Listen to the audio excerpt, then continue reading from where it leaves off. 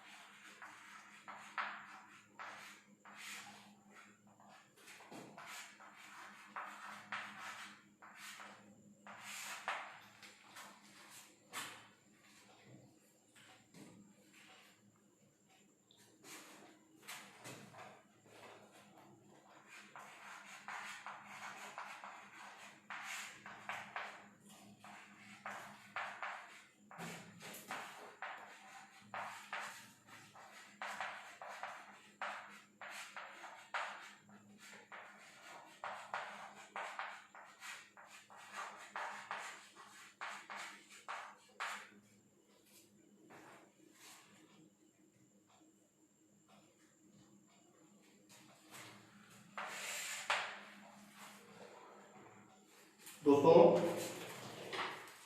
आज DElEd fourth semester के लिए फेसबुक लाइव पे डीएलएड संयुक्त मोर्चा के पवन पांडे जी के आग्रह पर प्रथम प्रश्न पत्र जो आपका विषय है आरंभिक स्तर पर भाषा एवं गणित के पठन लेखन तथा संख्यापूर्ण संबोधों का विकास, तो इस विषय में लाइव क्लास लेके आया हूं। इस लॉकडाउन के चलते प्रशिक्षुओं के हितों को ध्यान में रखकर मैं डॉक्टर दिनेश कुमार पांडे, डायरेक्टर प्रतापगढ़ से, और सभी साथियों का लाइव क्लास में स्वागत है। तो सीधे हम आते हैं विषय पर। तो जो हमारा विषय है, इस विषय का जो हमारा विषय वस्तु है, जो कंटेंट है, उस कंटेंट के परिप्रेक्ष्य में जो बिंदु हैं उनकी मैं चर्चा कर रहा हूं और बताता हूं कि किस क्रम में मैं इन कंटेंट को लेके, मैं इन पाठ्य प्रकरणों को लेके मैं आगे बढ़ूंगा। जैसे पठन और लेखन का अर्थ, महत्व, उद्देश्य, उपयोगिता, ये एक खंड। उसके बाद वर्ण, शब्द, वाक्य, ध्वनि का अध्ययन, स्वर, व्यंजन, व्यंजन समूहों को सुनकर समझना,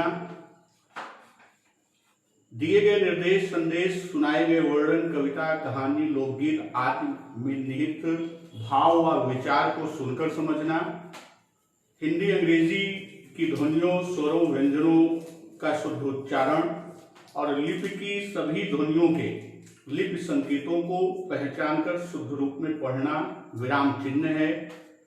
तो इस तरह लिपि संकेत, स्वर, व्यंजन, मात्रा, संयुक्त वर्ण आदि, तो ये जो हमारा कंटेंट है, तो इसमें इस पाठ्यक्रम के खंडों को ही मैं लेकर चलूंगा। तो जैसे मैंने आज का लिया ध्वनि और वर्ण, तो ध्वनि और वर्ण चैप्टर में मैं उन समस्त खंडों को एक साथ समाहित कर ले रहा हूं जो अलग अलग खंडों में दिए गए हैं कि ध्वनि वर्ण है क्या, ध्वनि से वर्ण, वर्ण से अक्षर पे आते हैं, शब्द पे आएंगे, वाक्य पर आएंगे, और एक एक क्रम और बीच के जो खंड है उनको भी, जैसे यहाँ कोर्स कंटेंट में नहीं है फिर भी समरी तौर पे एक संक्षिप्त रूप में हम व्याकरण के उन अन्य खंडों को भी इसमें सम्मिलित कर लेंगे। तो चलिए आज का पाठ शुरू करते हैं। तो जो आज का पहला खंड हम लेके चल रहे हैं वह है ध्वनि और वर्ण। तो जैसे दोस्तों जानते हैं कि ध्वनि के लिए कि जब नवजात शिशु जन्म लेता है, जो नवजात शिशु है,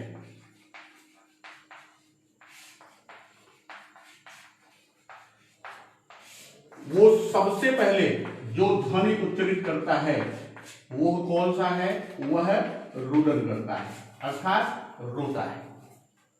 तो नवजात सिर्फ ध्वनि को निकालता है और उस ध्वनि के भाव को वह स्वयं तो समझता है, किंतु अन्य उस ध्वनि के भाव को समझ नहीं पाते। और फिर यही ध्वनि जो ये रुदन के रूप में ध्वनि निकली हुई है, तो ये ध्वनि आगे चलकर यह हिंदी में कहते हैं तो उसे बलबलाना, बबलिंग, जिसे अंग्रेजी में हम बबलिंग कहते हैं। और फिर धीरे धीरे वह ध्वनियों की पुनरावृत्ति के साथ, ध्वनियों की पुनरावृत्ति के साथ चलता है। और इस क्रम में धीरे धीरे एक स्थिति आती है कि वह शब्द का निर्माण करना सीख लेता है, शब्द से कुछ शब्दों के समूह को लेकर चलता है, फिर वाक्य के अंश अर्थात वाक्यांश की बात वो करता है, वाक्य पे आता है और धीरे धीरे वो अपनी अभिव्यक्ति धारा प्रवाह करना शुरू कर देता है। तो यहां जो ध्वनि की बात हम करते हैं, तो जैसे सबसे पहले वो रोने का काम करता, फिर धीरे धीरे वो बबलिंग या बलबलाना जिसे हम कहते हैं उधर आ जाता है। और फिर उन्हीं ध्वनियों को, जैसे ब है तो ब ब ब द द द, ये तो बलबलाने में गया। फिर उन्हीं से मिलते जुलते ध्वनियों के रूपांतर में वह उसके रिपीटिशन में, जैसे बा है तो बाबा बोलेगा, माँ है तो मामा बोलेगा, का है तो काका बोलेगा, इस तरह वो ध्वनि के रूप में चलता है। तो यहां अगर हम बात करें तो ध्वनि भाषा में है क्या? वास्तव में ध्वनि क्या है? एक संकेत है। ध्वनि एक संकेत करता है, संकेत मात्र होता है, अर्थात दूसरों के मस्तिष्क में, यानी बच्चे के द्वारा या किसी व्यक्ति के द्वारा जो ध्वनि निकाली जाती है, तो ध्वनि करती क्या है? दूसरों के मस्तिष्क में श्रुति बिंबों का निर्माण करती है। ये ध्वनि क्या करती है? दूसरे व्यक्तियों के अर्थात दूसरों के मस्तिष्क में क्या करती है? वह श्रुति बिंबों का निर्माण करती है, श्रुति बिंब का निर्माण कर देती है। और जिसके आधार पर वह क्या करता है? दूसरा व्यक्ति उसके भाव को, यानी उसके द्वारा निकाली गई ध्वनि के भाव को वो समझ जाता है। इसके साथ साथ जैसे श्रुति बिंब है, वैसे चक्षुग्राह्य, चक्षु माने नेत्र अर्थात आंख, आंख के द्वारा भी ग्राह्य किया जाता है, जो दूसरों के मस्तिष्क में दृश्य बिंब बनाता है। एक तो ध्वनि हो गई, एक की बात हम करते हैं चक्षुग्राह्य की। तो ये क्या करता है? ये दूसरों के मस्तिष्क में दृश्य बिंब का निर्माण करता है। एक हो गया आपका श्रुत बिंब और दूसरा कौन सा हो गया? दृश्य बिंब। इन दोनों यानी श्रुत और दृश्य बिंबों से विचार बिंब बनता है। श्रुत और दृश्य, इन दोनों से क्या बनता है? विचार बिंब। तो ये तीन प्रकार के बिंब जो मस्तिष्क में निर्मित होते हैं। तो अगर हम भाषा के प्रमुख तत्व के निर्माण की बात करें, तो इन्हीं तीन श्रुत, दृश्य और विचार बिंब से ही होता है। विचार बिंब बनने में बच्चे में निरीक्षण, तुलना, प्रत्याहार, सामान्यीकरण, नामकरण आदि मानसिक क्रियाएं क्रियाशील होती है। और जैसे पहले बताया कि ध्वनि क्या है? वह अपनी अभिव्यक्ति का एक संकेत देता है। वो क्या करता है? अभिव्यक्ति का एक संकेत प्रदान करता है। तो ये तो एक सामान्य भाषा का क्रम चलता कैसे है, मैंने उसकी बात किया। अब हम सीधे आते हैं ध्वनि और ध्वनि से वर्ण की तरफ।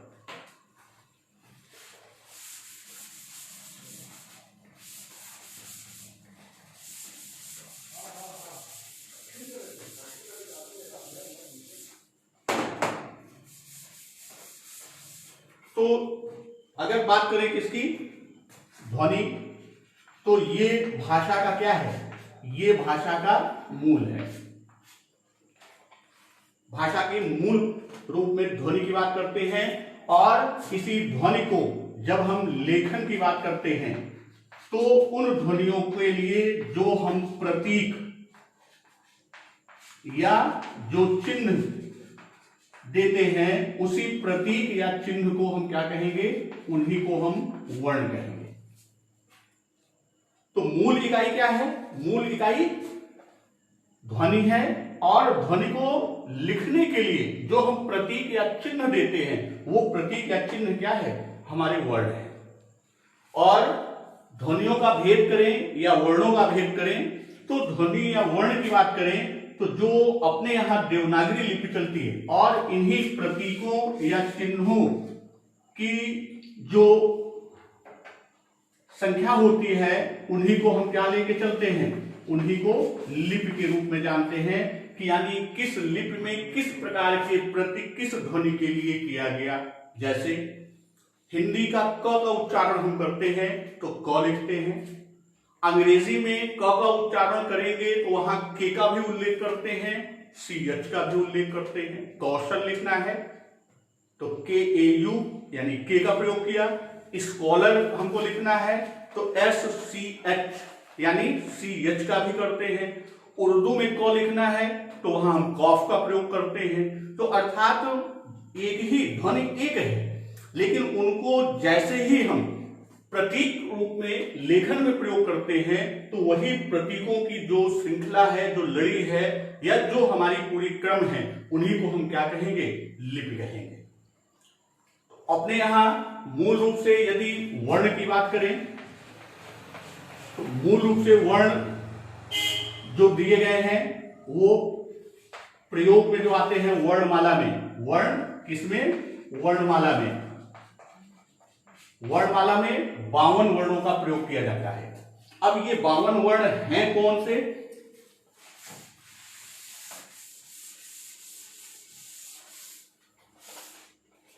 जो 52 वर्ण हमारे हैं तो इसमें मुख्यतः दो की बात करते हैं।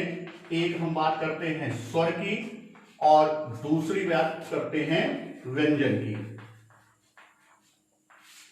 स्वर और व्यंजन। तो जो स्वर और व्यंजन है, तो स्वर किसे कहते हैं और व्यंजन किसे कहते हैं।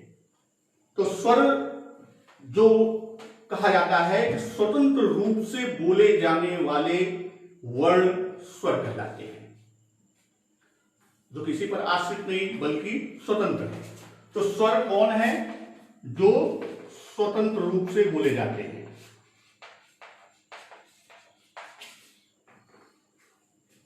और अगर हम व्यंजन की बात करें तो व्यंजन वर्ण को ईश्वर की सहायता से बोले जाने वाले वर्ण व्यंजन कहलाते हैं।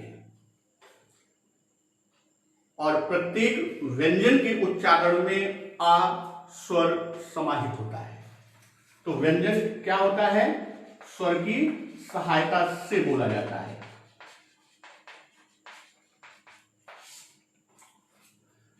हम इनके विभेद की बात करते हैं। जैसे स्वर, स्वर हमारे कितने हैं, स्वर की संख्या पहले हम सिद्ध करते हैं। वर्णमाला में वर्णों की संख्या 52 जो है वो कौन से वर्ण हैं, वर्णमाला की 52 वर्ण। स्वरों की संख्या 11। कौन कौन से, वो आ से लेकर औ तक। ये जो भी हमें मिले हैं मूल, चाहे वो स्वर हो या व्यंजन, वो आपको माहेश्वर सूत्र से मिलता है,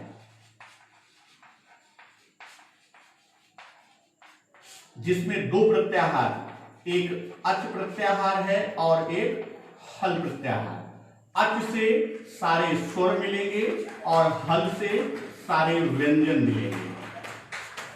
तो स्वरों की संख्या, जैसे अच की हम बात करते हैं, अयोण, ऋलिक, अयों, अयोच।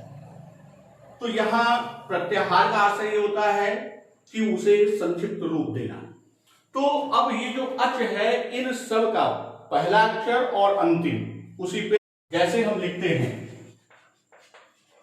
अयोण, ऋलिक, अयों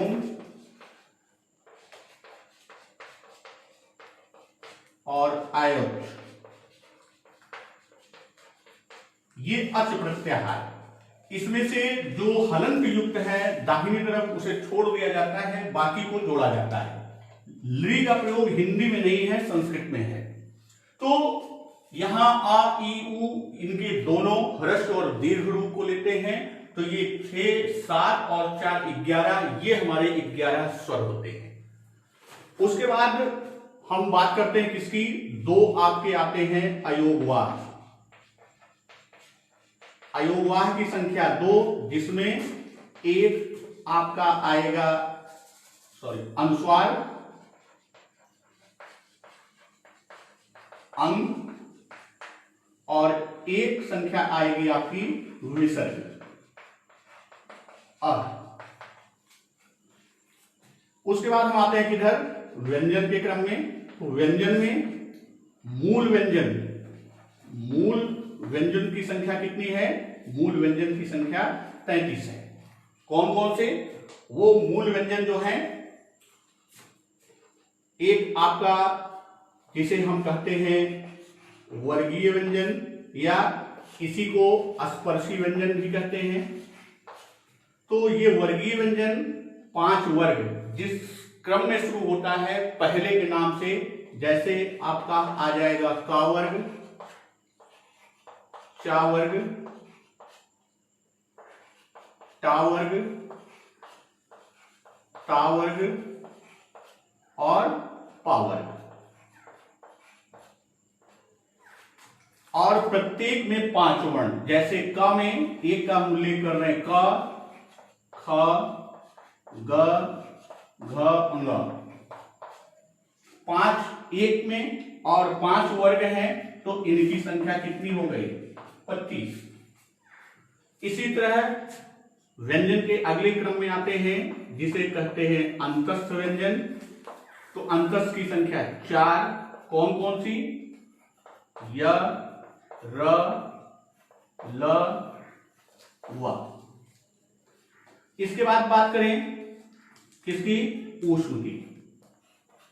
ऊष्मी या संघर्षी व्यंजन कहलाते हैं, उनकी संख्या 4, तीनों श और ह। तो इस तरह इनकी संख्या 4, इसकी संख्या 4, और ये मिला के ये हमारे क्या हुए, 33 मूल व्यंजन हुए। इसके बाद 4 संयुक्त व्यंजन वर्णमाला में आते हैं। वो 4 संयुक्त व्यंजन ऊपर से,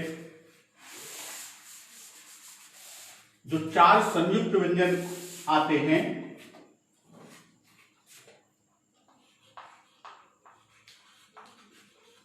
संयुक्त व्यंजन जो आते हैं वो छ, त्र, ज्ञ और श्र, इनकी संख्या 4। और 2 वर्ण हमारे वो टा वर्ग के हैं, जो ड और ढ, उसमें एक गुण नीचे बिंदी का बढ़ा दिया जाता है, तो उसको द्विगुण या उत्क्षिप्त व्यंजन कहते हैं। क्यों कहते हैं, अभी उल्लेख करते हैं। उसे उत्क्षिप्त व्यंजन भी कहते हैं, जो डा उसके नीचे बिंदी और ढा उसके नीचे बिंदी, इनकी संख्या 2। तो इस तरह वर्णमाला में जो 52 वर्ण हैं उनका ये विभाजन है। जैसे स्वर 11, 2 अयोगवाह 13 और 33 आपके मूल व्यंजन, ये आपकी संख्या हो गई 46, और 4 आपके संयुक्त और 2 द्विगुण या उत्क्षिप्त व्यंजन। तो इस तरह इनकी संख्या आपकी 52 बनती है।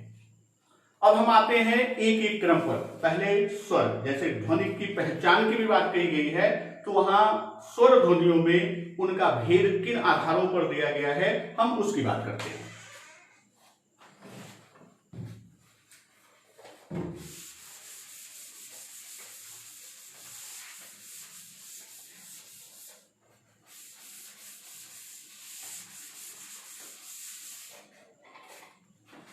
तो हम बात करते हैं किसकी, स्वर की।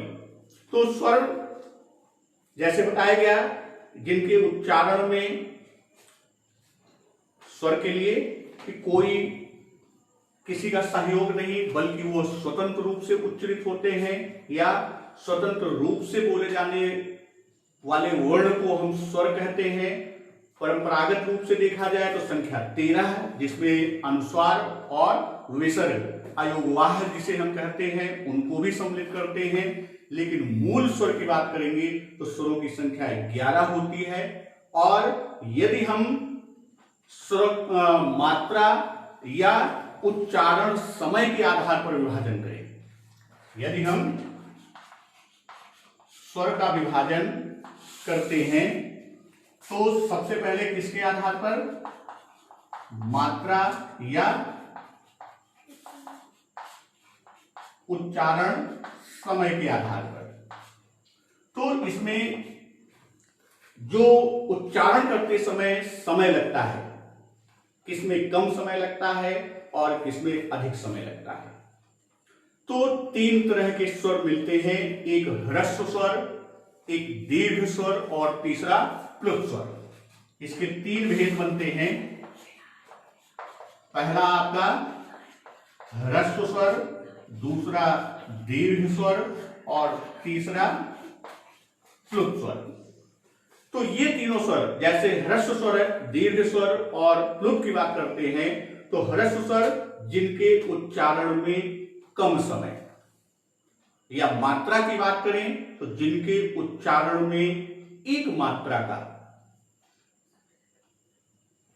मात्रा का समय लगता है, उन्हें ह्रस्व स्वर कहते हैं। जैसे अ, इ, उ आदि, ये हमारे कौन से होंगे, ह्रस्व स्वर होंगे। उसके बाद बात करते हैं दीर्घ स्वर, जिनके उच्चारण में ह्रस्व स्वर से अधिक समय या 2 मात्राओं का समय लगता है। दीर्घ स्वर में 2 मात्राओं का स्वर लगता है, तो यहां कम समय या मात्रा के आधार पर कहें तो 1 मात्रा का समय, दीर्घ स्वर में ज्यादा समय लगता है और कितना, 2 मात्रा के बराबर, 2 मात्रा का समय दीर्घ स्वर में। जैसे दीर्घ स्वर किन्हें कहेंगे, ई है, ए है, ऐ है, ऊ है, तो ये आपका ई है, ए, ऐ आदि, ये आपके दीर्घ स्वर में जाते हैं।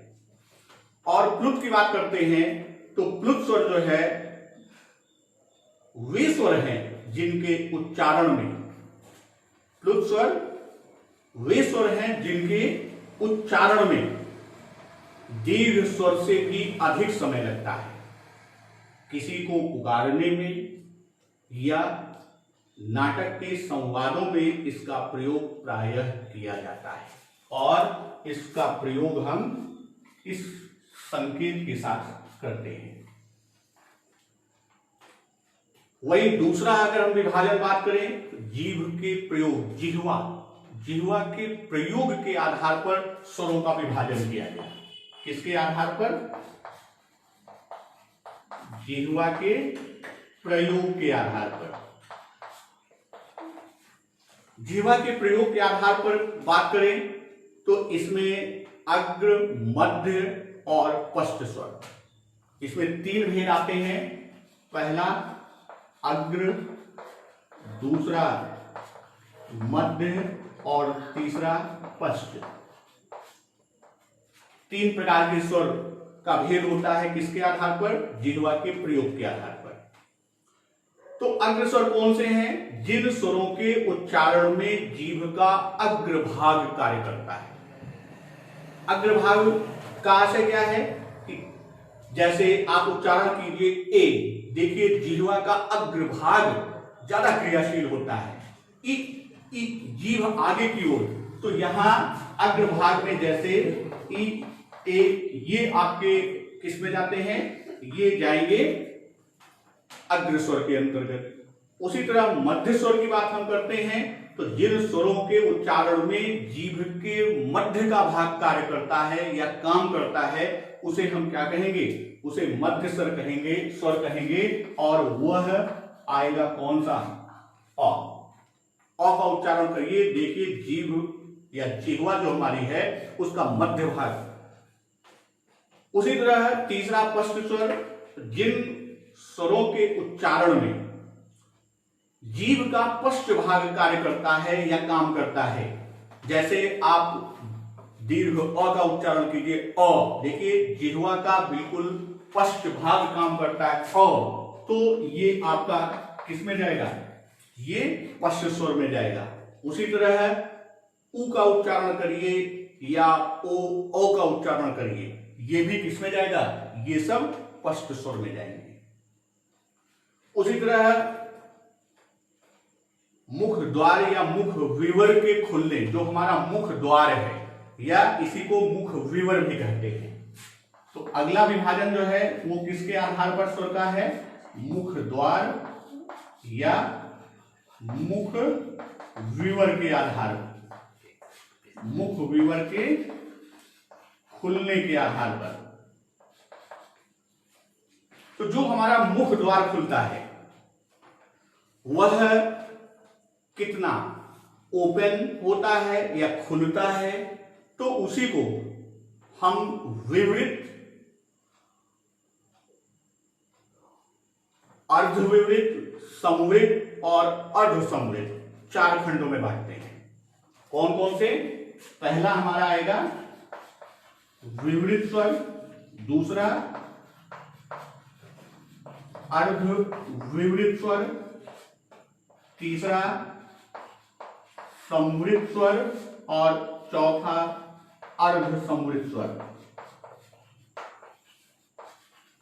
ये 4 स्वर का विभाजन किया गया किसके आधार पर, मुख विवर या मुख द्वार के खुलने के आधार पर, कि कितना मुख खुलता है उस आधार पर इसका विभाजन किया गया।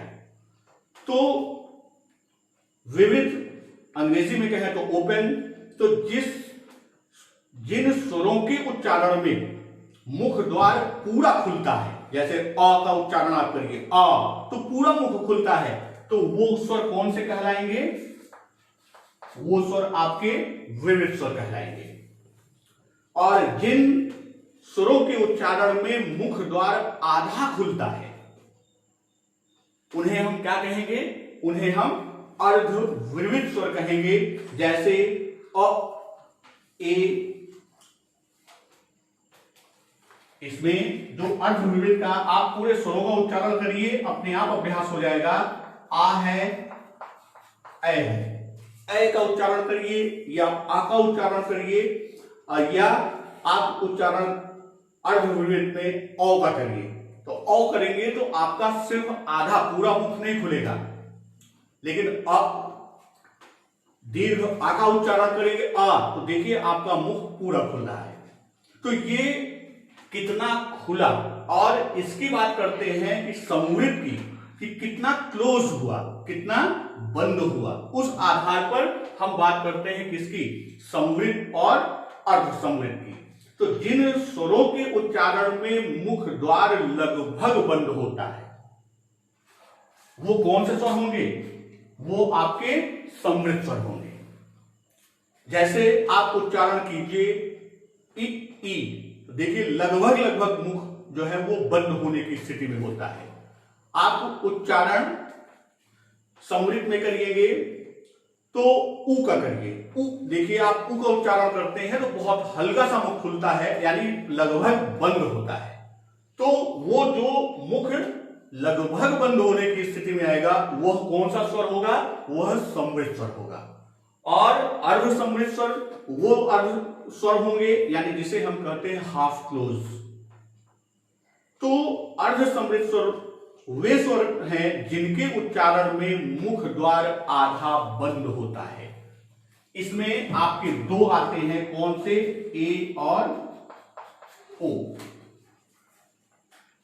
ए उच्चारण कीजिए अर्ध, तो यहां मुख द्वार खुलने और बंद होने पर कि कितना खुलता है, पूर्ण रूप में खुलने का आभास कराएगा तो वो विवृत है, अर्ध रूप में खुलने की बात करेगा तो वो अर्धविवृत है, पूर्ण रूप से बंद होने यानी लगभग बंद होने की स्थिति में होगा तो वो आपका समवृत होगा, और आधा बंद होने की स्थिति में होगा तो वो अर्धसमवृत स्वर के अंतर्गत जाएगा।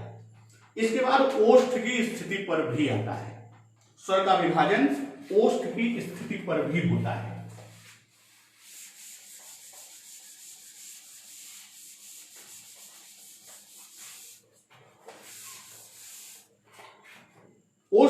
स्थिति के आधार पर अवृतमुखी और वृत्तमुखी, अवृतमुखी और वृत्तमुखी की बात करते हैं। तो अवृतमुखी क्या है? जिन स्वरों के उच्चारण में ओठ क्या होता है? गोलाकार नहीं होता, वो अवृतमुखी।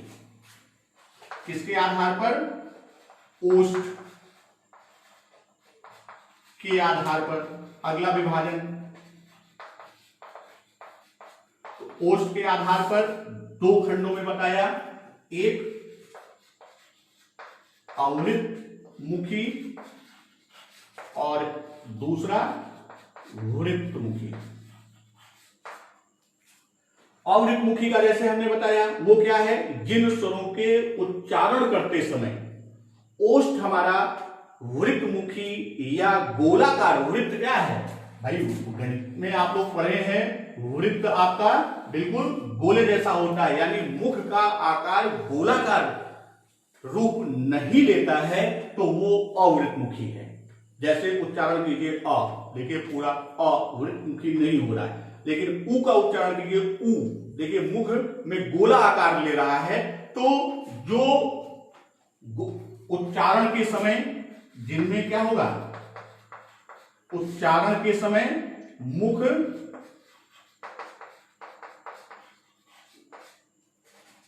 गोलाकार नहीं होगा, वो कौन होगा? वह अवृतमुखी होगा। और जिसमें मुख की आकृति गोलाकार अर्थात वृत्त रूपी होगा, वह किस में जाएगा? वृत्तमुखी में जाएगा। और इन ध्वनियों या इन वर्णों की जब हम बात करते हैं तो ये स्वर के सामान्य भेद या सामान्य विभाजन और विभिन्न आधारों पर इनके विभाजन की बात की गई। उसके बाद व्यंजन का विभाजन वर्णमाला के समय ही मैंने किया था कि जो व्यंजन होते हैं स्वर की सहायता से बोले जाने वर्ण क्या कहलाएंगे? वो व्यंजन कहलाएंगे।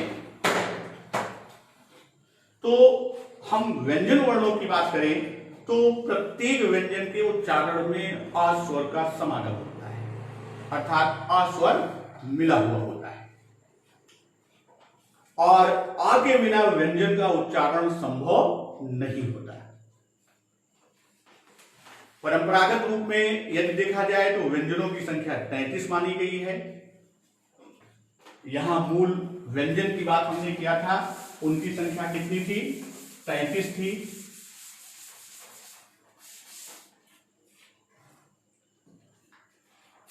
हम बात करें किसकी? व्यंजन। तो व्यंजन में मूल रूप में मूल व्यंजनों की संख्या बात की गई थी, कितना? 33, और दो आपके थे कौन से? द्विगुण, और 4 थे आपके कौन? संयुक्त। तो जब हम व्यंजन का विभेद करते हैं तो इसमें मुख्य रूप से हम 4 खंडों में लेके चलते हैं। पहला हमारा आता है वर्गीय या स्पर्शी, दूसरा आता है अंतस्थ, तीसरा आता है ऊष्मीय या संघर्षी, और चौथा हमारा आता है संयुक्त। और एक खंड और हम बना लेते हैं, पांचवा, जो कौन सा है? द्विगुण, या उसी को कहते हैं उच्छिष्ट। ये हमारा व्यंजन का विभाजन चलता है। और वर्गीय में कहां से कहां तक है? क से लेकर म तक। यहां ये चीज विशेष ध्यान रखिए, जब हम मूल व्यंजन की बात करेंगे, जितने भी मूल व्यंजन होंगे वो हमेशा क्या होंगे? हलंत युक्त होंगे। जैसे क है तो हलंत के साथ। जब अभी व्यंजन की परिभाषा देते समय कहा गया कि इसमें अ स्वर का समागम होता है, जब ये अ के साथ मिलता है तब हम इसकी बात करते हैं क। देखिए क का उच्चारण करिए तो क के साथ अ का रूप निकल रहा है या कोई भी वर्ण का हम उच्चारण करेंगे तो ये का से मा तक होता है। इसमें कितने वर्ग होते हैं? 5 वर्ग होते हैं। कौन कौन से? का वर्ग, चा वर्ग, फिर टा वर्ग, उसके बाद ता वर्ग और पा वर्ग। ये हमारे 5 वर्ग होते हैं और प्रत्येक वर्ग में कितने वर्ण होते हैं? 5 वर्ण। अंतस्थ की बात करते हैं, जब इनका हम उच्चारण करते हैं 4 इसके अंतर्गत कितने हैं? 4। कौन कौन से? य, र, ल और व। तो य, र, ल, व का उच्चारण आप करिए तो य, र, देखिए वायु अंतस्थ में रुक रही है, इसलिए इनको हम क्या करते हैं? अंतस्थ व्यंजन के अंतर्गत रखते हैं। ऊष्मी या संघर्षी, इनकी संख्या कितनी है? 4। कौन कौन से?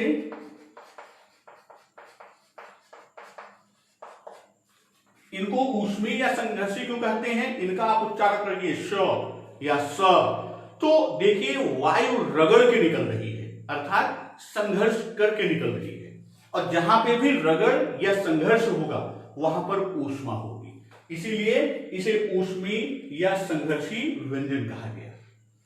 संयुक्त की बात हम करते हैं तो संयुक्त में भी संख्या कितनी है? 4। कौन कौन से? छ, त्र, ज्ञ और श्र। तो ये संयुक्त क्यों कहा गया? क्योंकि ये एक से नहीं बल्कि एक से अधिक वर्णों के संयोग से बने हैं। तो जब हम इसकी बात करेंगे छ, त्र, ज्ञ और श्र की, तो छा बना हुआ है का और मूर्धन्य सा से। अभी हम उद्गम की बात करेंगे कि ये इन वर्णों का कहां से उद्गम होता है, यानी मुख विवर जो हमारा वाग् यंत्र है उसके उद्गम की जब हम बात करेंगे तो उनके आधार पर उनका नामकरण होता है। तो जैसे ये क मूर्धन्य सा के योग से बना है, उसी तरह ता जो है वो 2 वर्णों ता और रा के योग से बना है। ज्ञा की बात करें तो ज्ञा जो है वो जा और या से बना है। श्रा जो है वो तालव सा और रा के योग से बना है। द्विगुण या उच्छिष्ट की बात बताया था, टा वर्ग के 2 वर्ण ड और ढ, उनके नीचे बिंदी का हम प्रयोग करते हैं, एक गुण बढ़ा देते हैं, इसलिए इसे द्विगुण या इनका हम उच्चारण करते हैं। जैसे पढ़ना, अगर आप बिंदी लगाना भूल जाएंगे तो पढ़ना जो है वो उसका उच्चारण ही बदल जाएगा, उसकी ध्वनि ही बदल जाएगी, और आप इसका उच्चारण करेंगे तो आप देखेंगे आपकी जीभ ऊपर की ओर फेंकती है। उच्छित यानी फेंकना ऊपर, तो वो जो होता है उसके नाम पर ये नामकरण हुआ और उस गुण के आधार पर इसका द्विगुण नाम पड़ा। तो दोस्तों आज सिर्फ इतना विभाजन किया है और फिर प्रतिदिन हम आपको इसी टाइम रात्रि के 8 बजे जो भी समय होगा उस पर मिलते रहेंगे और फिर हम इसके क्रम को आगे की ओर लेके चलेंगे। धन्यवाद।